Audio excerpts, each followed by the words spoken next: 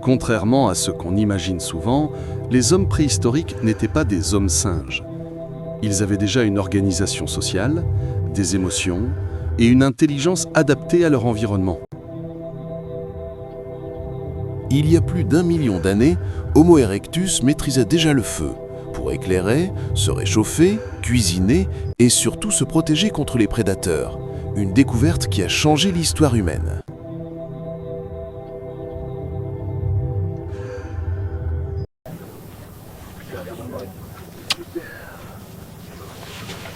Avant même l'apparition du langage moderne, les humains préhistoriques utilisaient des proto-langages, des sons, des gestes, des regards.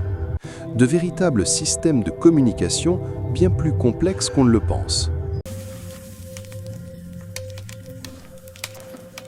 Bien avant l'écriture, l'humanité créait déjà de l'art. Les peintures de Lascaux et Chauvet, vieilles de plus de 15 000 ans, prouvent que l'expression artistique est un besoin profondément humain.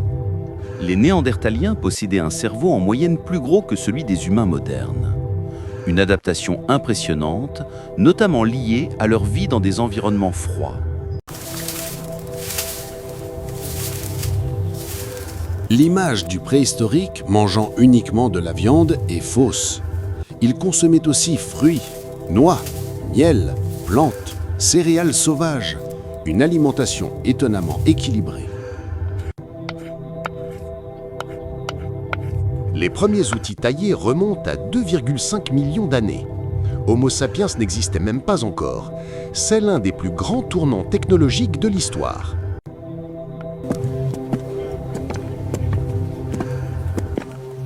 Certains groupes préhistoriques parcouraient des centaines de kilomètres.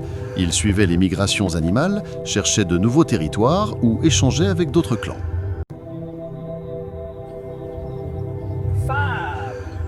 Des découvertes archéologiques prouvent que les préhistoriques prenaient soin des malades et des personnes âgées. Un signe d'empathie et d'organisation sociale avancée.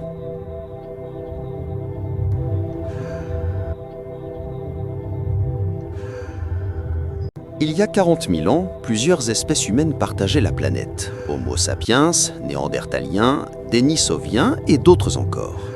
Nos ancêtres ont même échangé des gènes avec certaines de ces espèces.